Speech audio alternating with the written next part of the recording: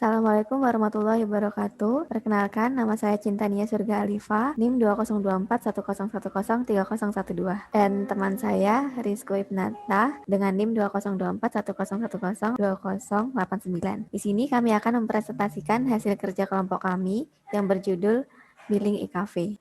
Pada kesempatan kali ini kami akan menjelaskan tentang permasalahan awal yang dihadapi, lalu deskripsi tentang aplikasi kami, lalu kami juga akan menjelaskan fitur-fitur yang tersedia dalam aplikasi ini, dan juga kami akan mencoba langsung cara penggunaannya. Pertama, permasalahan yang dihadapi yaitu kenapa kami membuat aplikasi ini? Karena yang pertama, pengguna jasa internet yang cukup tinggi. Yang kedua, karena juga belum adanya sistem yang efisien. Selanjutnya yang kedua itu ada deskripsi. Deskripsi ini singkat tentang aplikasi Billing Cafe. Apa itu Billing Cafe? Billing Cafe merupakan sebuah aplikasi berbasis Python untuk membantu manajemen transaksi pada internet cafe. Aplikasi Billing Cafe ini difokuskan kepada user sehingga user bisa melakukan transaksi secara mandiri. Selanjutnya ada fitur-fitur yang terdapat pada aplikasi Billing Cafe. Pada awal kita menjalankan aplikasi ini, kita akan diminta untuk memilih daftar atau login, di mana saat kita memilih daftar, kita akan membuat akun baru dengan memasukkan email, nama, serta password yang ingin dibuat. Lalu, untuk fitur login, di sini user diminta untuk memasukkan email dan password yang sudah dimiliki dan sudah dibuat sebelumnya.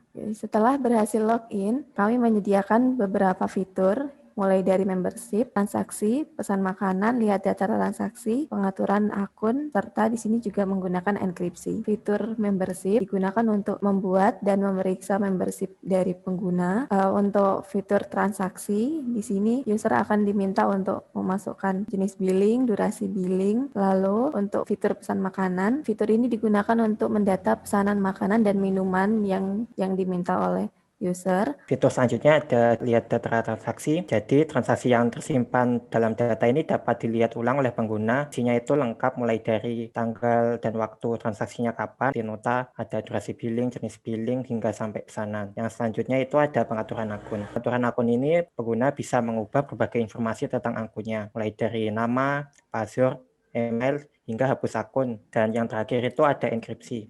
Jadi data yang tersimpan ini dienkripsi menggunakan exclusive OR, sehingga data yang tersimpan itu tidak akan bisa dilihat kecuali menggunakan kunci yang telah ada dalam kode. Oke, yang selanjutnya itu ada cara penggunaan aplikasi Billing IKV.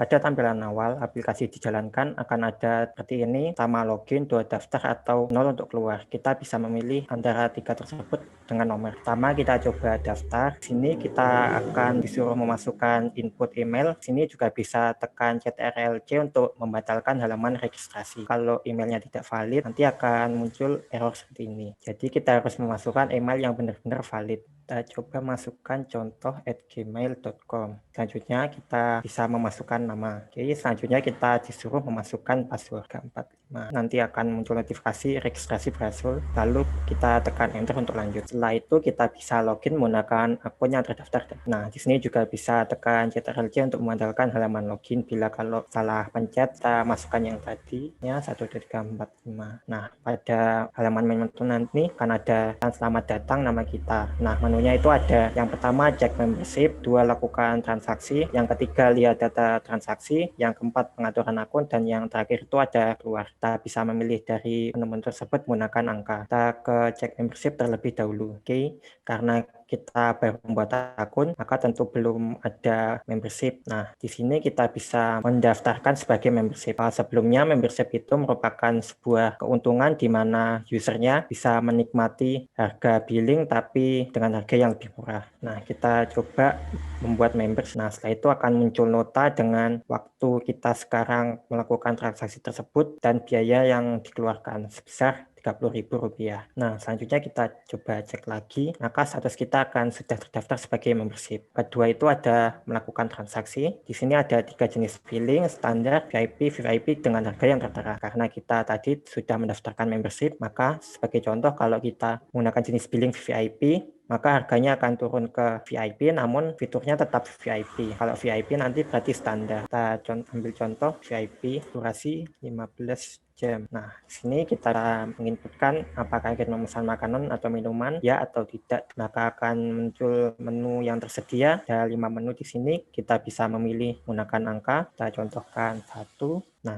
habis itu kita akan jumlah yang ingin dipesan. Nah, akan muncul ini sebanyak 1 berhasil ditambahkan dengan total harga 5.000. Kita bisa membuat pesanan lagi atau sudah dengan ya atau tidak. Kita coba lagi, kita ambil nomor 3 dengan jumlah 1. Oke, kita sudah cukupi pesanannya, maka akan muncul nota seperti ini dengan tanggal dan waktu transaksi yang kita lakukan, nama kita, jenis billing, dan durasi billing, membership. Nah, setelah itu ada biaya di sini belum didiskon apapun. Nah, setelah itu di sini juga ada diskon opening, bisa diatur dalam kodenya. Di sini kita bisa melihat bahwa itu diskon opening sebesar 10% dari biaya aslinya. Nah, diskon night time berarti kita memesan di atas waktu yang telah ditentukan, kita akan mendapatkan diskon sebesar 10%. Ini juga bisa diatur dalam variabel kode. Setelah itu ada pesanan yang telah kita lakukan tadi seperti mie dan teh. Selanjutnya ada total harga yang telah semua dikalkulasikan menjadi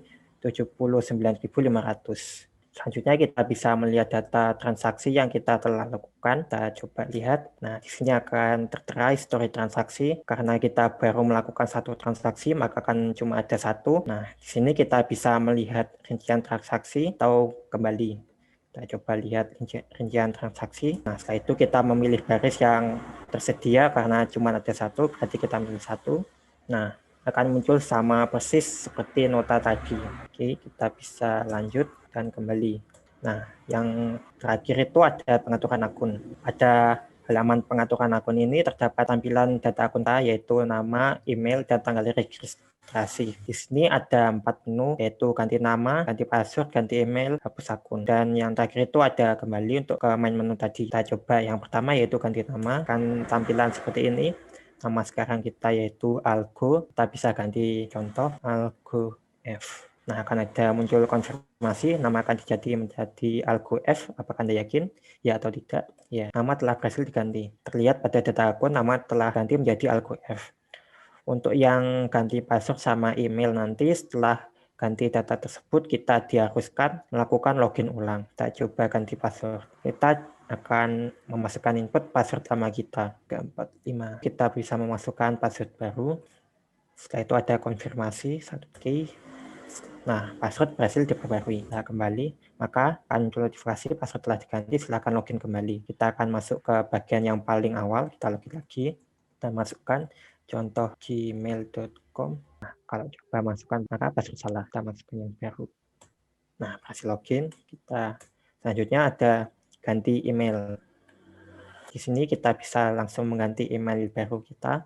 Kalau misalkan emailnya sama atau sudah tersedia, maka akan muncul error seperti ini. Email telah digunakan, silakan cari yang berbeda. Oke, kita ganti yang lain. gmail.com. Setelah itu kita konfirmasi. Nah, akan muncul email berhasil terperbarui. Nah, karena email kita telah terganti, maka kita diharuskan melakukan login kembali. Oh ya, di sini juga bisa tekan CTRL-C untuk keluar dari halaman login. Kita coba. Nah, akan kembali ke halaman awal lagi. Oke, kita coba lagi. Kita login dengan email yang telah terganti tadi, yaitu contoh 1@gmail.com dengan password baru yaitu 1 depan. Nah, hasil login. Selanjutnya yang terakhir itu ada hapus akun. Jadi di sini kita akan menghapus akun Total Kita, semua datanya akan terhapus, nama, email, data akun, transaksi semuanya akan terhapus, akun kita saja. Nah, sebelum itu kita akan ada konfirmasi untuk menghapus akun, ya atau tidak. Kita coba ya, maka akan akun berhasil dihapus. Kita bisa kembali. Nah, kita coba login johnmail.com. Karena akun kita tadi telah terhapus, maka kita tidak bisa login kembali karena akunnya tidak terdaftar. Itu cara penggunaan aplikasi billing e-cafe. Bila sudah itu kita bisa juga keluar. Oke, itu selesai cara penggunaan aplikasi. Terima kasih. Sekian dari kelompok kami. Kurang lebihnya mohon maaf. Wassalamualaikum warahmatullahi wabarakatuh.